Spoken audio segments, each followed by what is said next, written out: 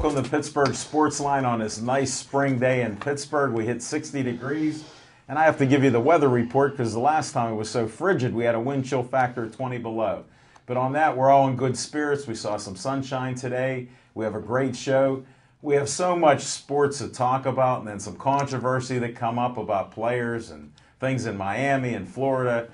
It's just a great sports day here. And we start out with what's on our mind. We have Chip the Prophet Hainer, Smoking Jim Frazier, Al Levine the Talking Machine, who's going to now kick it off with Big Mike Butera. What's on your mind, Mike? No, we're live. We're live, Mike.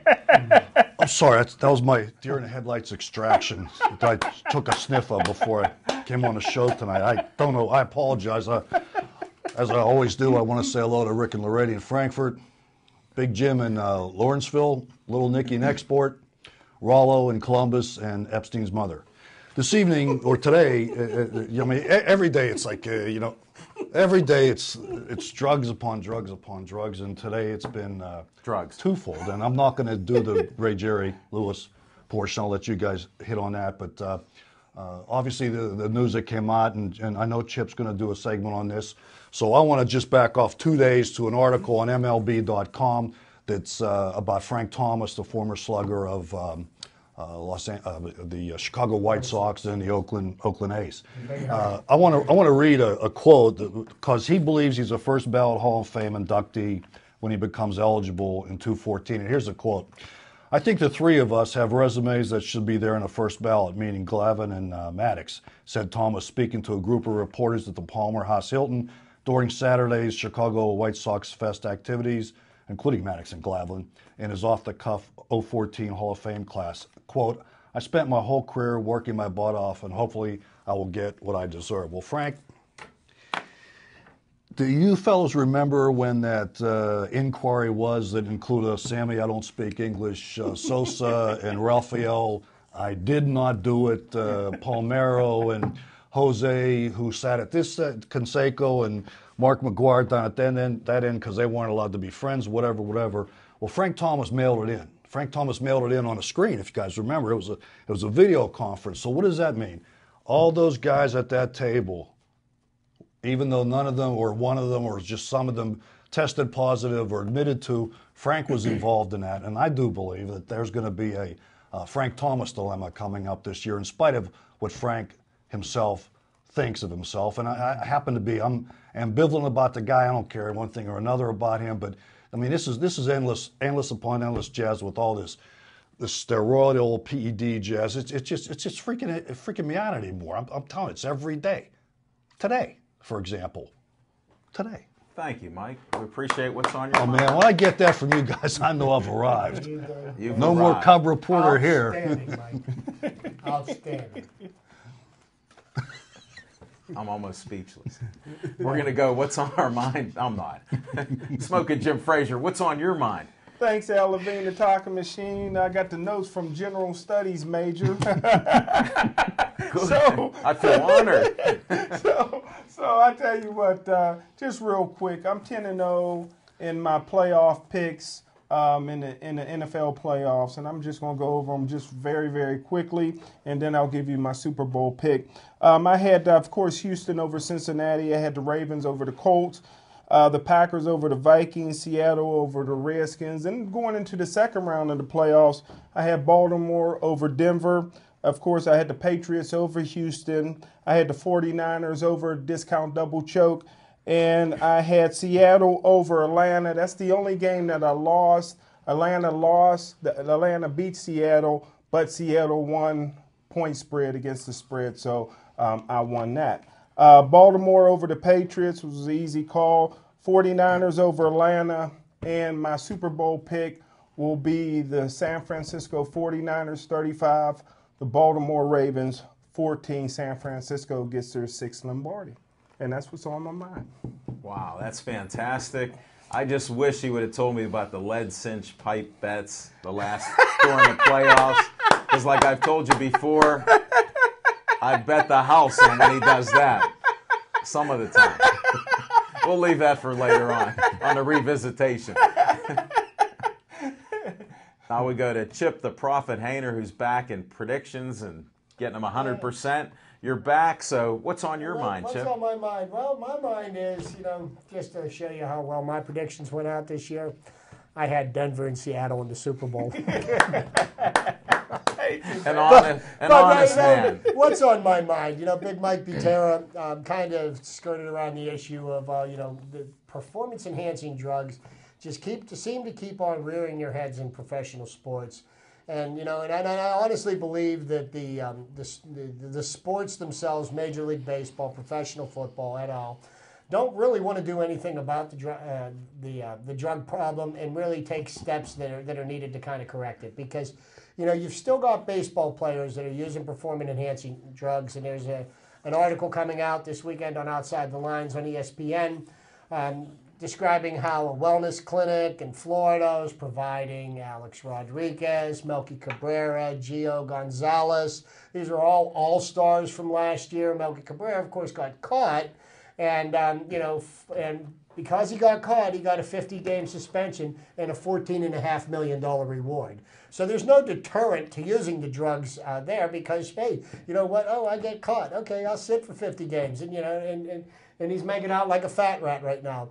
And then, today at the Super Bowl, there's reports that, Ray Lewis may have taken something that included a banned substance, to help speed his return back to the game. And I brought this matter up, a couple of months ago here on the program because, you look at Terrell Suggs, he tears his Achilles tendon. Okay, anybody of us that's played sports and you've ripped up your Achilles tendon, it's a long time in healing that injury, and they expected him to be out for at least a year. All of a sudden, magically, I don't know what kind of pixie dust he was sprinkling. We do know now. But he comes back way ahead of schedule and the normal for other people. And I said the same thing when people started talking about Ray Lewis said he's going to be back for the end of the season. I says, these are red flags to me. These are things that people should have, checked. And I do believe the problem is the system that they're using to detect the drugs. And also, I believe, in the NFL's case, it's the NFL Players Union and the players themselves that don't want to see the sport cleaned up, don't want the playing field to be even. Because, as part of the last collective bargaining agreement, HGH testing was supposed to be part of it. And the NFLPA has been dragging its heel not allowing that to happen. And I can't understand, if they won't allow the players to be tested for it, what are they hiding? I mean, if people weren't using it, you wouldn't have a problem. And the whole problem with their testing system is that too many people know what's happening when a test comes. And when you know when the test is going to be, it's real easy to skirt it and to pass it, okay? And you don't have to use masking agents. You could just, stop use for a short period of time. Stuff clears out of your system. What they really need to do is they have to come up with real punishments for players, like banning them from the sport. That would make an impact. And they've got to have true random testing, which means if you're in a contract to, say, the Pittsburgh Steelers, members of the Pittsburgh Steelers should be able to come to you 365 days a year, knock on your door and say, I've got, a specialist here, we're going to take a sample from you. And if they did that, it would clean up the sport and you would stop seeing so many, you look at the size of the athletes and all the injuries that are happening to players, and you want to try to make the sport safer for people.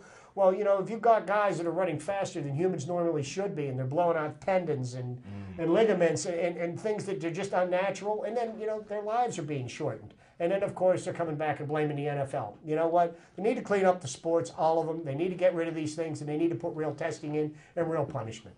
That's what's on my mind. Oh, smokes. Good job. That was a load, Pally.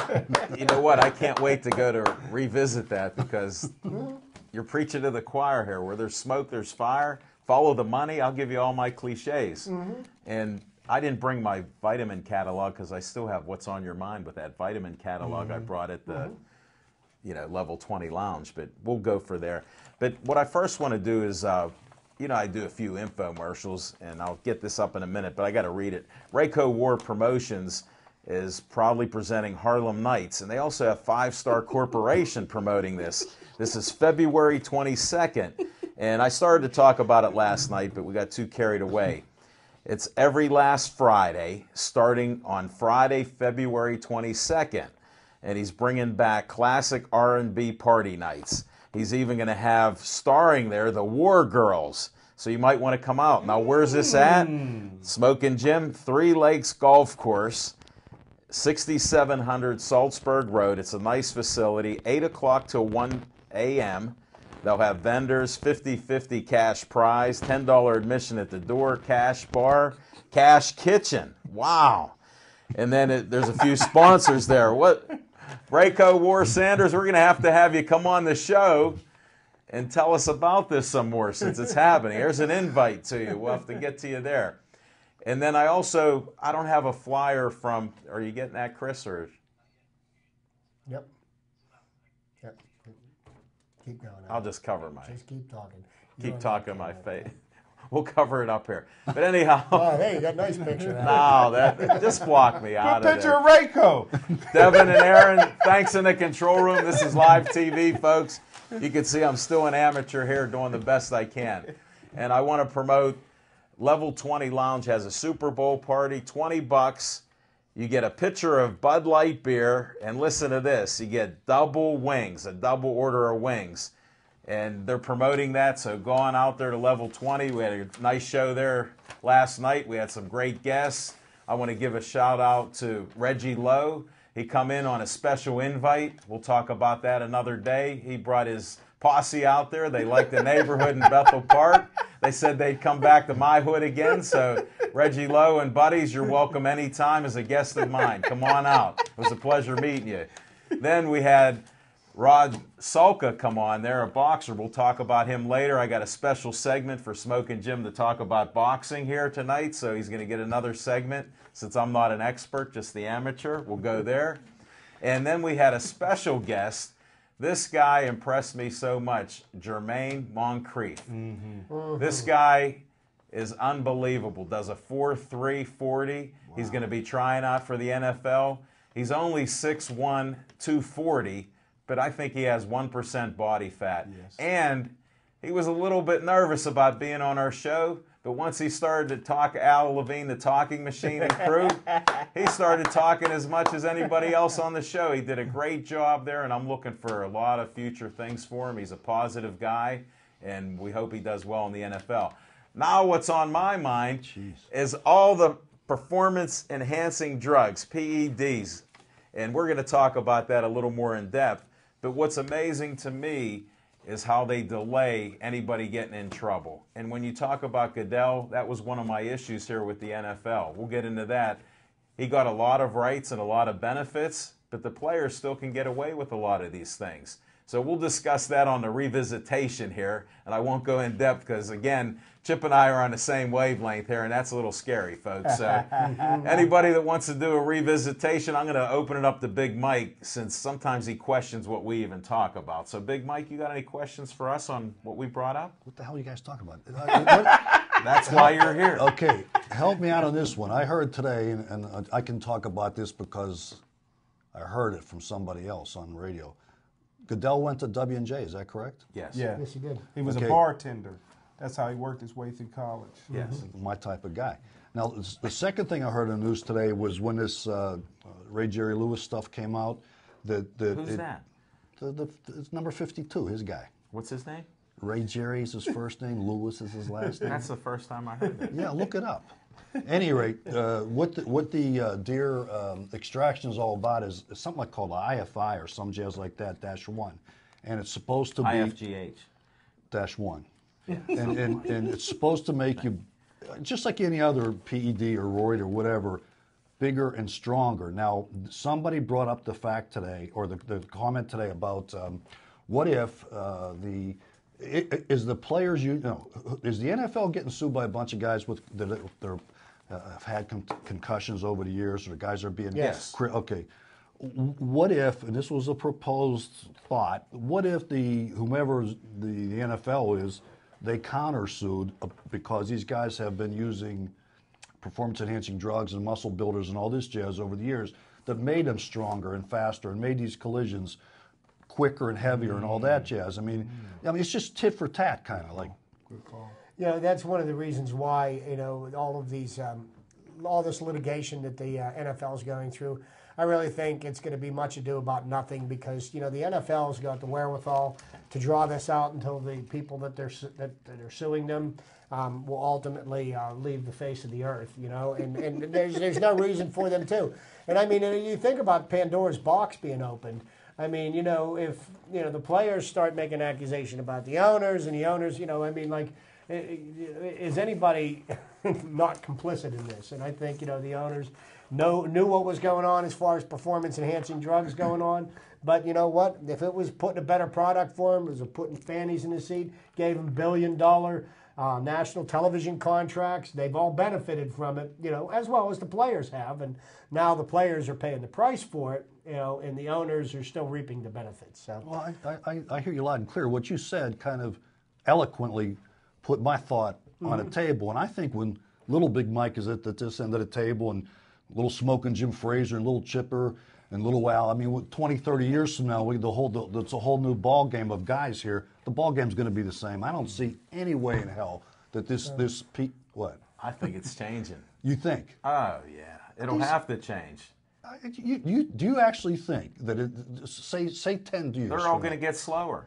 Just like when Lance Armstrong went, I don't know what that race is, but he was in there again. The Tour de Farce. He was like 40th because he didn't have any enhancing drugs. So everything will slow down. That'll change the sport. Guys won't be 350 going 4-4. I don't think that the drug. I don't think that'll. Here, let me just tell you. Guys will be hitting 50 home runs instead of 70. Yeah. These things will change, and part of it may get straightened out. Who knows? But you can do so much health-wise. There's so many things out there that are precursors for different amino acids in your body. These guys that are nutritionists and actually try to do the right thing, they can do a lot with natural substances and all that. You don't need the false testosterone and all that, the synthetic. But you're saying you think any sport is going to be cleaned up. I don't. Well, I'm hopeful. I'm an eternal And optimist. I'll tell you what, I mean, that's a very realistic point of view to take because, to be honest, money is the root of all the evils, of all the problems that are here. And as long as there's money to be made, there's going to be people that are going to find a way to get a bigger slice of the pie for themselves. That's just, it's human nature. I mean, we all would be very naive to think that somehow somebody's going to come in, in shining armor and clean up all professional sports because it just isn't going to happen. Well, we even talked off the show that random drug testing should be random. Like people do in regular type of jobs, whether in a union or not. They do random. They shouldn't call you up and say, you're going to be randomly tested next Friday. Here's how simple it is. We had a couple guests last night that work at the Post-Gazette. I got to give a shout out to Chief. Welcome to the show. Hazzy, thanks for showing up. These guys can tell you what a random drug test is. They give you a list of people there, and they got to take the drug test. If they don't go, they could get fired. At the pre-production meeting, Chip hit a nail on the head with the how'd you say it? Anybody that's under contract to the steel, a ball team, a team should have X amount of drug tests per year, quarterly, whatever, and then be subjected to random. Because but that wasn't in the CBA. They could have done that. That's and part of it. When you have two parties negotiating, Goodell got a lot of rights. The players knew what they could do to stay healthy and recover. You need the HGH and this other stuff to heal you. They would have never. They would have never come to a CBA if that would have been contingent upon them having random testing, especially for HGH, because they're still not doing it. And So what you're saying is exactly what I think. Is the players are the root of the evil because they don't want it to be. I think both parties are complicit here. I think both parties. They have been point my complicit, finger but at one nor the other and say, well, you guys are wrong and you guys are right. I mean, No. The kettle's black. If the players, see, I watch sports reporters on Sunday, so I know you can shout and talk over people on a panel. But if the players wanted the sport to be cleaned up, they could do it because it'd be 100%, not 100%, but they could be unanimous in saying one or not. Drug test me every day. I mean, we're being ridiculous. You know what? We could debate this all day long. We're not going to solve it tonight. And this will be for another session. We're not going to settle it tonight because, to me, everybody looks for an edge. And it could be legal, it could be illegal, but people look for an edge. Just think about in life what people are looking for, whether it's business, whether it's games, whether it's who knows what. Just think of it's human nature.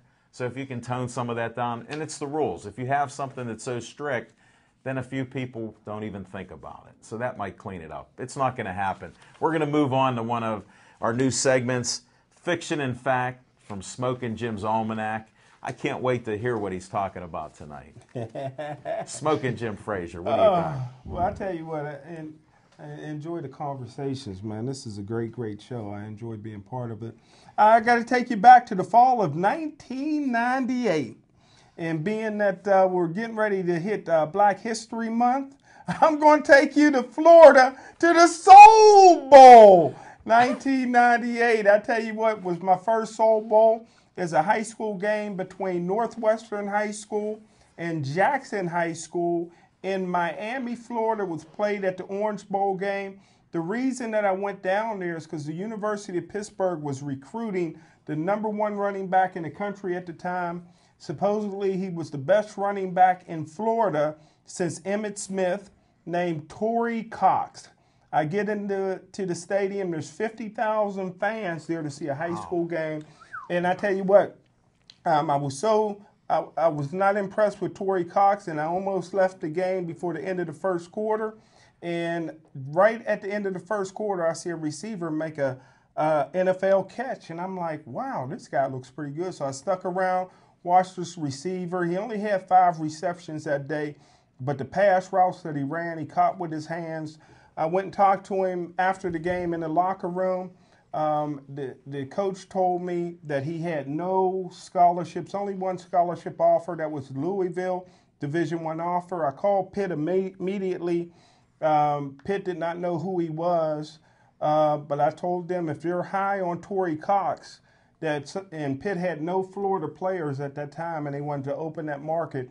I said, you really need to give this kid a scholarship because Torrey Cox won't get homesick if he got a buddy with him. So Pitt had one scholarship left, their 25th scholarship that year. They gave this kid the scholarship.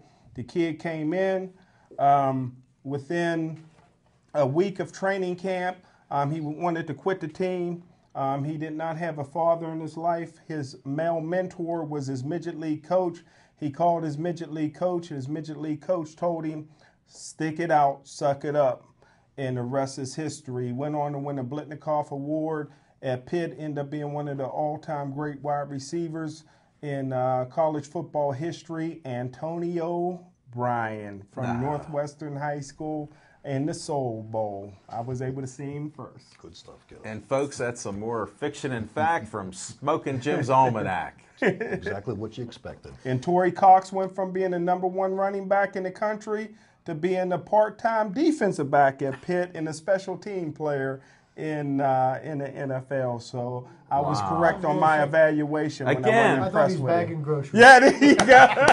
But is he good at it? He might be #1 at it. That's it. Kurt Warner. And now we go to Kurt Chips. Warner, bag groceries. That's true. Now we're going to Chips trivia time here. Well, thank you, Alan.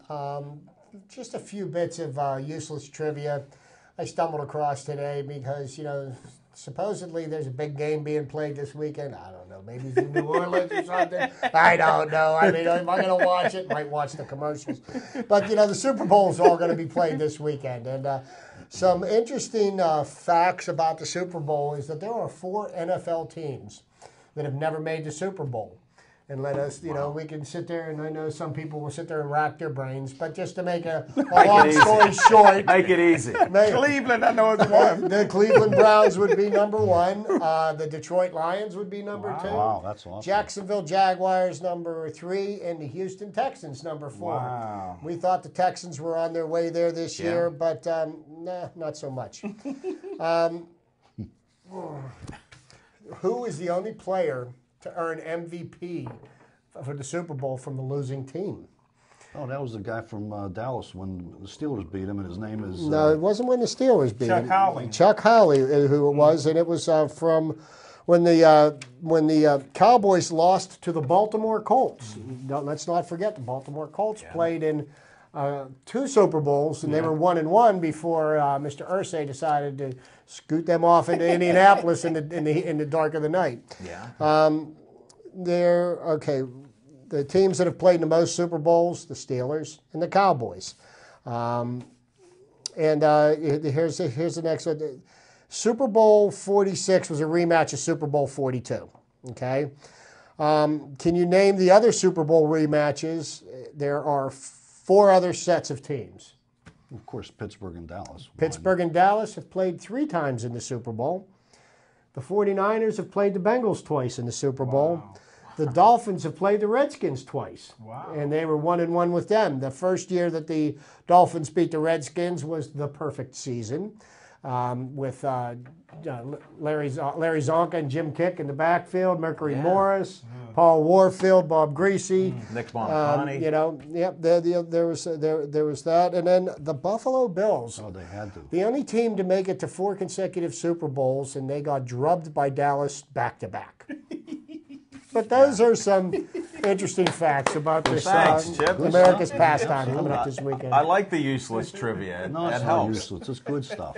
Good It's stuff. not useless to me, Big Mike. No, that's what I said. It's not useless at all. It's good Well, stuff, man. now I'm going to go to a segment. We already talked NFL a little, but we need to talk about the Super Bowl a little bit more. Because I'm going on Smoking Jim's bandwagon with San Francisco. Even though I hate to say they're going to win 6, but I can't root for Baltimore. I just can't. I don't have it in my Steeler DNA, and the Kool-Aid, I won't be able to drink Steeler Kool-Aid. So what do you think there, Chip? Well, I have thought about this long and hard, and then I got up and pulled my pants back up. Family show. This is one thing that I'm going to do. Cut. This is one thing I'm going to do this weekend is I'm going to watch the Super Bowl. I'm not really going to be rooting for or against anybody. I mean, I I just heard you might be rooting for a tie. and well, if there was I heard that. if there was any kind of cosmic justice, that's what would happen. I But, heard that was what you said That's earlier. that's not gonna happen. But I'm just getting a little sick of Ray Lewis and him walking on water, and he's not going to part the Red Sea. But he has made some great accomplishments in his life, and he's also done some things that he's not, has no reason to be proud of either. I really don't like Jim Harbaugh. I think he's just a jerk. I mean, he may be a great football coach. I mean, look what he did with the Stanford University. He turned them. I mean, they've been to 3 straight BCS bowls with the team that he stockpiled. Okay, brought Stanford, put him back on the map again. I mean, he's done an amazing job with San Francisco. I mean, Mike Singletary had basically the same squad, and he lost the team. But for whatever reason, they bought into Harbaugh's. And, you can't argue with the success the guy's had. I mean, he was 2 NFC championships games his first 2 years. He's at the big game this year. But, Exactly. whatever's going to Smoking be. Jim, it's you gonna got be. anything else to say after Chip gave you all that San Francisco info? Well, yeah, I hope you guys cheer. I'm a professional gambler, so I put my money down last night on How many points you San get? Francisco, just 4. But they got to win by 5, 4.5. Okay. But with all this Ray Lewis stuff, they could be pulling it off the board. But I'm already in. They got to pay me. Good. But I just look at it this way, and I'm going to donate part of my winnings to Ray Lewis's charity of choice because I feel bad. Ray Lewis, in my opinion, is the greatest football player of all time. But his matchups is what makes the game. San Francisco got a young, fast team. That pistol is going to give you a lot of trouble. You got that read option. And I tell you what, it's not the option like they run in college where you can kill the quarterback. The quarterback's back in the shotgun. And he's just reading those guys, man. And I remember years ago, Chuck Noll used to kill Lawrence Taylor. Lawrence Taylor was the most vicious football player of all time. And Chuck Noll used to trap him all the time. And he would fall for that trap, and he'd be so frustrated after the game. He says, I'm a veteran, I'm a pro, and I keep falling for this trap. And it's the same way with the read option. Terrell Suggs, all those guys, man, it's going to be a fast track in New Orleans. I think in the second half, the old legs is just going to be run out of the building. Wow. And, I look for San Francisco to get number 6. And Pittsburgh Steelers, don't fear, because San Francisco won't get number 7 because the genius is now in Arizona, Bruce Arians, and he's going to rip the NFL apart. I'll tell you what, I wish nothing but the best of luck to Mr. Arians. But I'm telling you right now, he's really got to pull a magic act to pull something out of Arizona, because there isn't a quarterback in the draft, and there isn't anyone anywhere near Phoenix that they're going to find anytime I beg to soon. differ. Geno Smith. Geno Smith got an arm and could play. He played half the season there and won, and it wasn't all his fault. And he put that West they lost. Virginia right on his back last year and marched them right into the top. Yeah. What? They weren't even in the top Yeah, 25. but wait a With a second. couple- There was a defensive problem there. They couldn't stop Well, anyone. a couple things to look at Arizona. Number one, they got an outstanding defense, very underrated defense. That defense is as good as any defense in football. Larry Fitzgerald's great wide receiver, still in his prime. And believe me, Bruce Arians is the only coach that took Cleveland since they've come back to the playoffs, and he did that with Tim Couch. So he'll find a way to get him a quarterback. And I tell you what, he's just going to do some things that you've never seen in the National Football League since the other genius, Bill Walsh, retired. Oh my goodness! Hey, Big Mike, what do you? After following that, who do you like in the Super Bowl? We didn't ask you yet. Stone Cold Lock, if anybody's interested. What's that mean? I guarantee that Baltimore is going to walk away with it because the 49ers quarterback Copernicus was once a very high draft pick by the Chicago Cubs. Consequently, he has 106 years to go before he gets an NFL championship. Bet on the Ravens. Well, yeah, that's probably one of the smartest things that Colin Kaepernick has done was not signing with the Copernicus. Chicago Cubs, because look how much he's been a professional for 2 years, and he's going to be a champion. And if you play for the Cubs, it might be year 22 something before the Cubs ever win Whoa. a championship. Well, maybe they'll clean up They'll baseball. they'll by make then. it an even couple decades or centuries. I mean, excuse me. I think we covered the NFL and some sports there. What about these Penguins here? Have you guys Awesome. followed the Penguins Awesome. at all? Big or- time, big time. By the What way, do you think about the Penguins? can you get Big a Mike's score? ready. Can you get a score? Big Mike. They're we're- playing right now, aren't they? Well, here, I wanted to tell you, I Islanders, I you got a talked score? to the biggest fan in New Jersey now, my sister Hope. So shout out to Hope. She Hope. can't watch it live, so Hope she'll and get Cape it on May. tape. Hope and Cape May. She's in North Wildwood. She visits Cape May, but she's not living in Cape May. Awesome, Hope. I hope to visit. Hope too. That is. Thank you. Well, Okay. she said she texted me, so there mustn't be any score in the game, or she forgot. Oh, it's the Islanders, right? Right, so there's probably no score at all Well, at this point in time. to speak to the Penguins and just about what I've been seeing around the NHL in general, the season's now probably, 9, maybe 10 days old. And, I'm really happy to see the hockey's back. And, and it's a sprint to the finish. It's a 48-game season. And, you're seeing some fairly sloppy play from all of the teams. It shows that they didn't have a training camp and they haven't been playing for a couple of months. This Penguins came out the gate pretty good. They ended last year on a really horrible note and kind of embarrassed themselves in that playoff series against the Flyers. And, they exited out. And they started off the season with a good, strong win against Philadelphia in Philadelphia. And they went up and they beat the Rangers in New York. And then the next 2 games they played, they really played poorly. They got beat soundly by the Toronto Maple Leafs, and they took a 2-0 lead Friday night against the Winnipeg Jets, and gave up 4 unanswered goals. And what you were seeing with the Penguins is a lot of sloppy play. Guys not putting forth the effort, not finishing their checks and anything. Sunday afternoon's game against the Ottawa Senators, the Penguins couldn't seem to get anything going offensively, but finally their defense showed up, and there was some excellent defensive play made. Derek Englund made a stop right near towards the end of overtime. Does he not make that stop?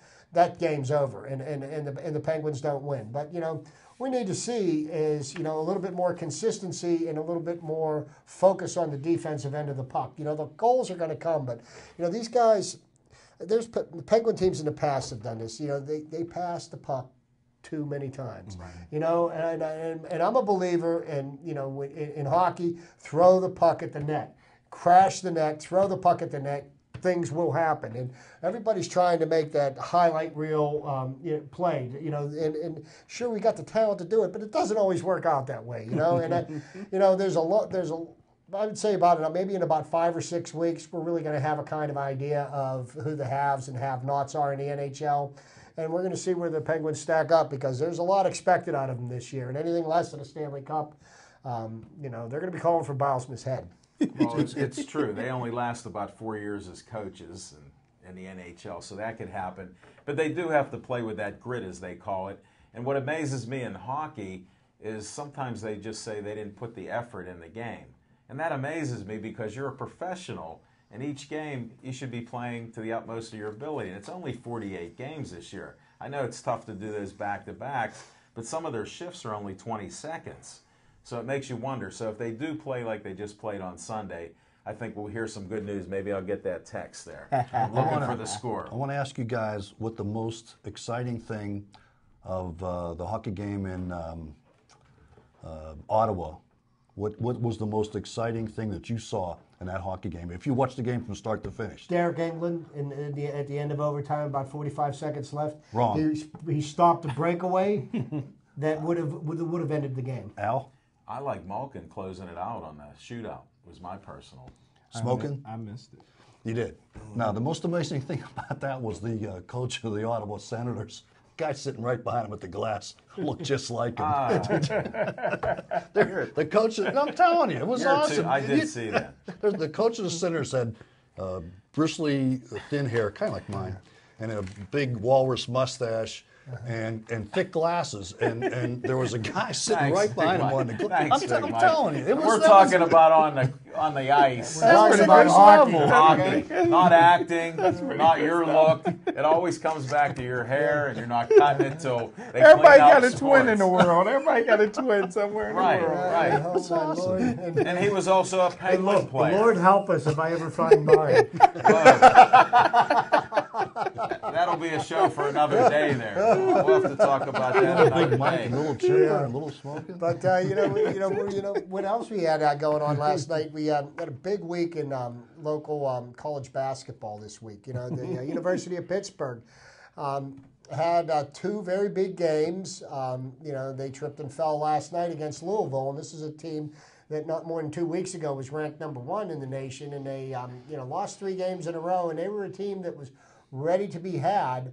And they got Louisville last night.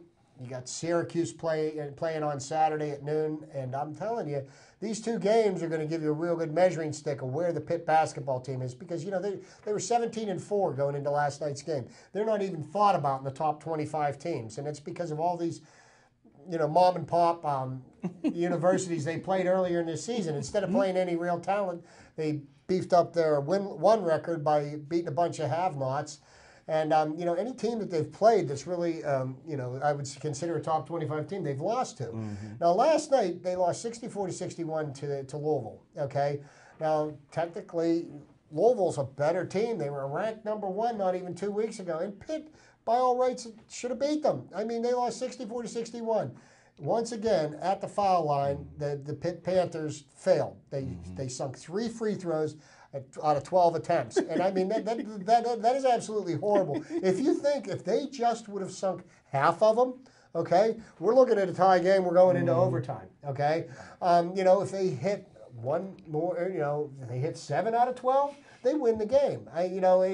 This is something that happens to Pitt over and over and over again. And I think when Syracuse gets here this weekend, as much as I would love to see Pitt beat them, I'm thinking they're getting run out of the gym. Even Shaq was tweeting that Pitt's poor on a free throw line. No, how could Shaq do that? I know that's not real. That's a little humor from Smoking Jim. I don't think Shaq can tweet. Not himself, anyhow, especially about fouls. Hey, if he can get in those little cars on the commercials, man, he can tweet. Follow the money. Maybe he tweets. Maybe they pay him there. But Pitt has that same disease where they miss those fouls. I know Shady McCoy can tweet.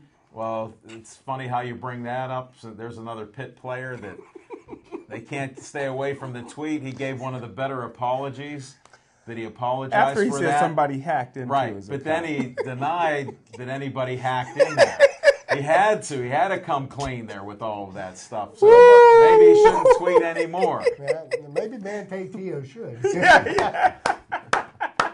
I understand that the guy that performed the hoax, or that was behind the hoax, the guy that was pretending he was a girl on the phone, was supposed to be interviewed, was it today, by Dr. Phil?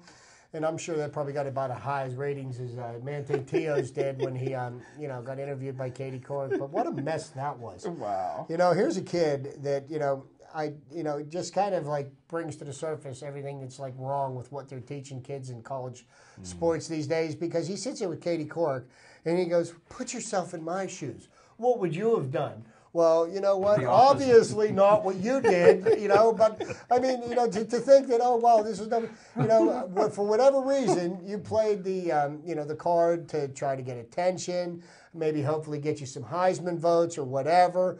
But you know what? I think that he had more involvement with this than he's willing to admit, and it just questions his integrity.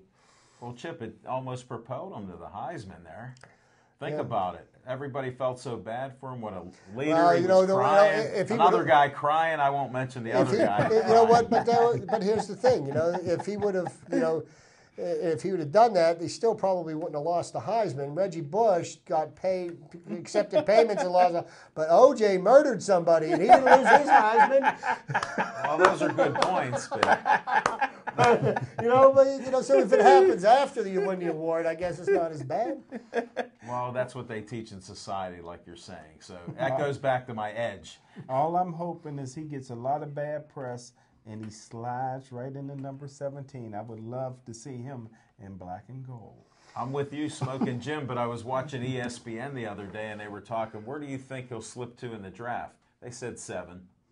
Okay. Here's the only, Jim, and I trust your ability to evaluate talent. Thank you, okay, sir. You're absolutely an expert, and I defer to you on that. But here's the problem I have with Manti Te'o being an impact linebacker. The few minutes that I happened to glance at the TV set when the national championship game was being played, I saw Alabama offensive linemen and running backs running over a prone Manti Te'o. He spent more time on the ground than he did tackling people, and he got steamrolled a couple of times, and I hope he brings a little bit more to the table when he starts playing. You got to pros. put yourself in his shoes. He was having a mental dilemma that he knew from early December that he had to tell on himself. So his head was not in the game. He didn't wrap his arms on one tackle. You watched the game. I saw the whole game. It was sickening there. So he was distracted because of that fake girlfriend that he had. And he knew what he promoted. Look at everybody in the locker room. It's coming out. They said, yeah, we knew she wasn't real. He was just promoting. He's all full of himself. Really? They said that? Guys in his locker room. One guy ratted him out right away. That's why he had to come out on TV with all this stuff. And he was Notre Dame, right? Pardon me? Did he play for Notre Dame? Yes, I don't recall, Okay. sir. Yes, he did. Oh, come on. All right, let's go. Let's turn the clock back to another Notre Dame game. Notre Dame guy that tried to promote himself for the Heisman. Joe Theismann. There you go. Joe Theismann. He rhymes with Heisman, so he became, he does have nice hair, doesn't Now I gotta go. I respect that. Now we got to watch for the Now selling that. I gotta go. My main man, Joe Theismann. I tell you what, one of my all-time favorite players. What a great college player. Don't forget, he was the quarterback before Bishop Cannon's Tommy Clemens come in there and was a great quarterback at Notre Dame. But not only did he change his name from Joe Theismann to Joe Theismann to rhyme with the Heisman, but he's the only player to be interviewed at the Heisman Award ceremonies when he became runner-up, and he was so mad when Jim Plunkett won that he said the only reason that Jim Plunkett got the Heisman over him is because they felt sorry for him because both of his parents were blind. My man, Joe Theismann, he's never been one that was lost for words. Our most endearing snapshot of Joe Theismann was with the bottom half of his leg flapping in the wind after LT That was gruesome. did a dance on him. He was a classic. Well, here on something a little less violent, let's go to boxing here. We had some boxers last night. We were talking boxing, Smoking Jim. One of your favorites that you've told me about, Rod Salka. I was impressed by the young man. He does his own promotions for his fights, and it was just a great performance by him, and he has a championship bout where if he wins, he gets into like top 15. You have to explain some of these deals out there on how that works, where that gets him, where he can get a title fight for something like the WBA. Well, Lightning Rod Salka just texted me, just as Jermaine did 345 pounds at the gym, 18 reps. So Sounds like we got an NFL Jermaine, guy. I tell you what, Jermaine is You know one of what, the most we- incredible physical specimens that I've seen. This He young sure man is put together, 6'1", 240 pounds, and he's chiseled. And he's I'm telling he's a very humble guy. But Lightning Rod Saka is one of the most intriguing local fighters around here, and there's some good ones. He is right now getting ready to fight for a title Saturday night in Elizabeth, PA, to again be the only athlete to ever come out of Elizabeth High School. Rod Saka is, if he wins this title Saturday, and I believe he will break the top 15 in the world. He would be recognized by all the major sanctioning bodies as one of the top 15 lightweight boxers on the planet. And you have to be in the top 15 in order for you to get a world title shot. So that'll put him right in the money.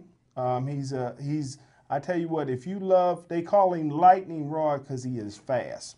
If you like boxers like Sugar Ray Leonard, Camacho, well, he's a little different from Spatty, although Spatty is a great defensive fighter.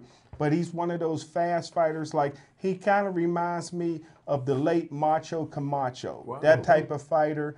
Fast hands, quick hands, can outbox you, very tough. And it's probably him calling down on the phone. But, Tell him to watch the show live, Yeah. and he can just call in. 412-831-3334. And one last thing about Rod Saka, a lot of people don't realize, and we didn't bring it out on the show last night.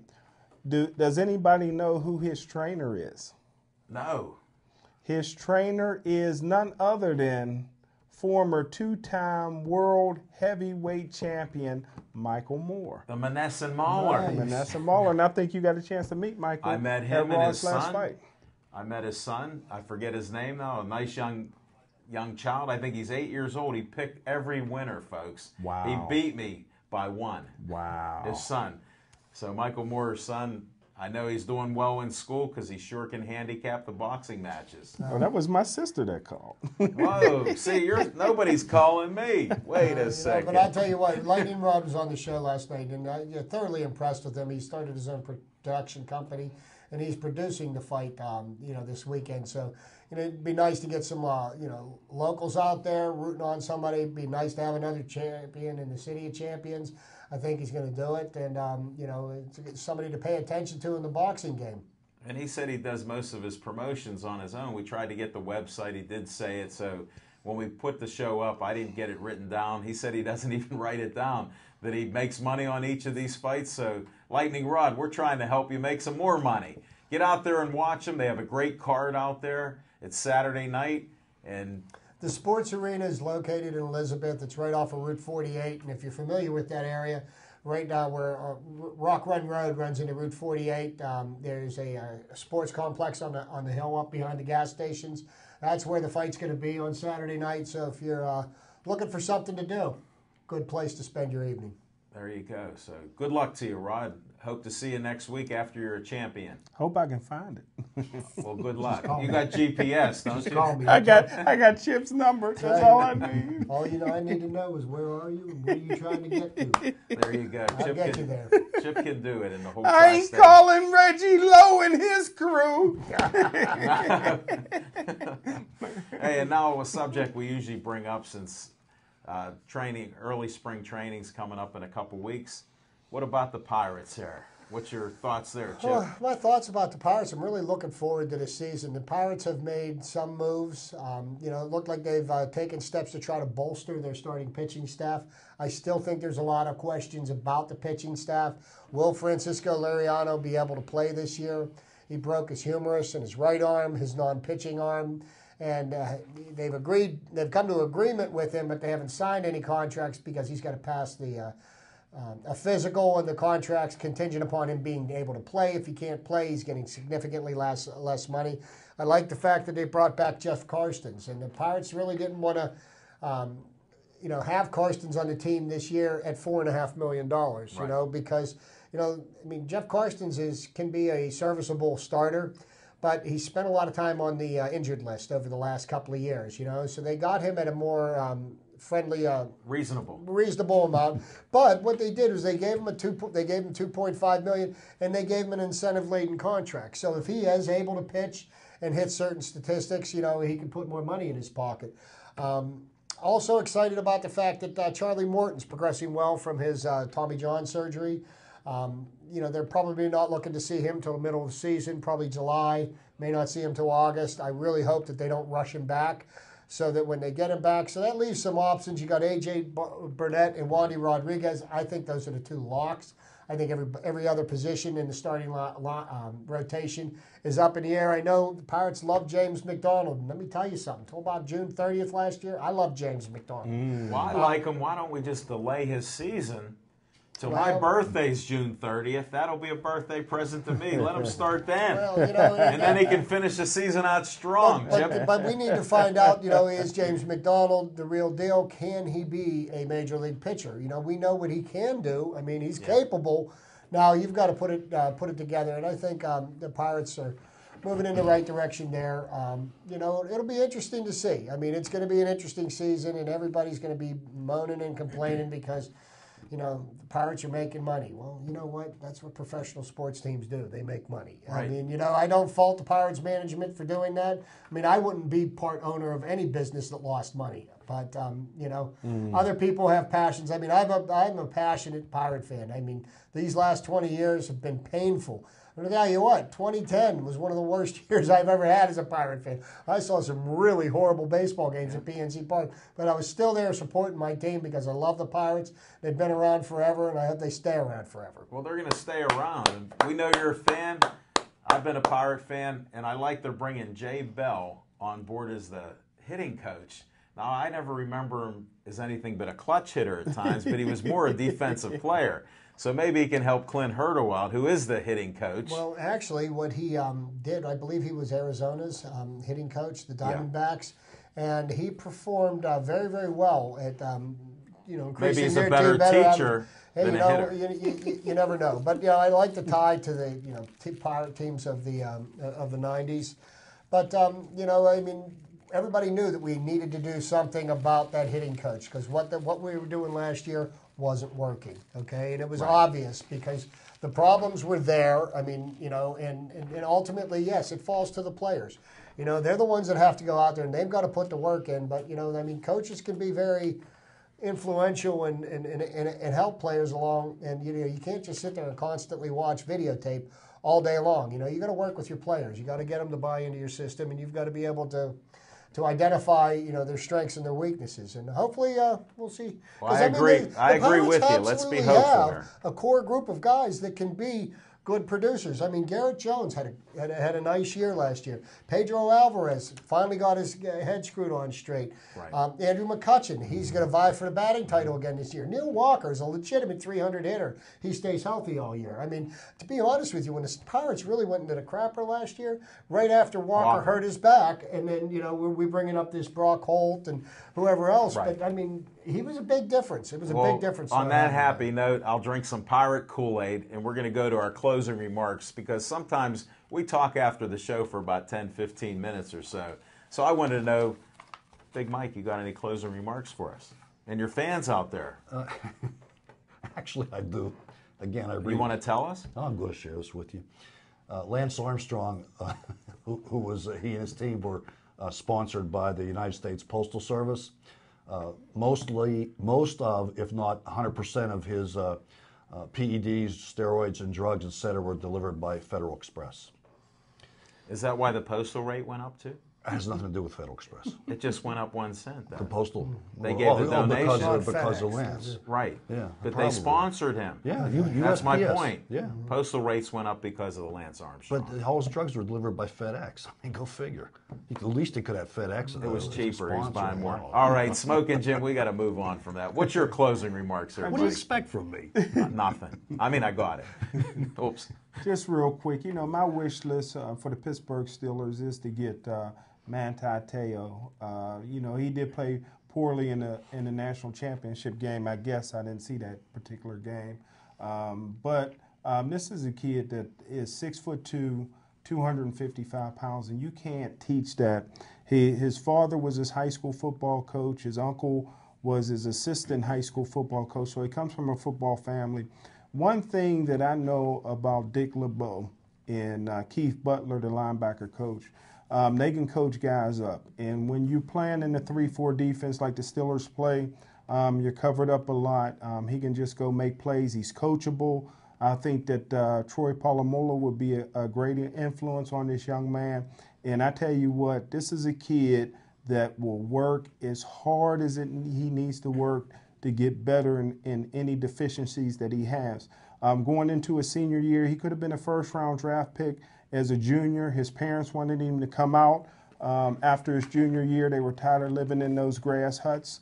But he decided to come back for his senior year because he wanted to work on his pass defense, and he ended up leading the team and one of the top interceptors in the nation with 7 interceptions. He had 0 going into his senior year. That would be my pick if I'm the Pittsburgh Steelers, is Manti Te'o.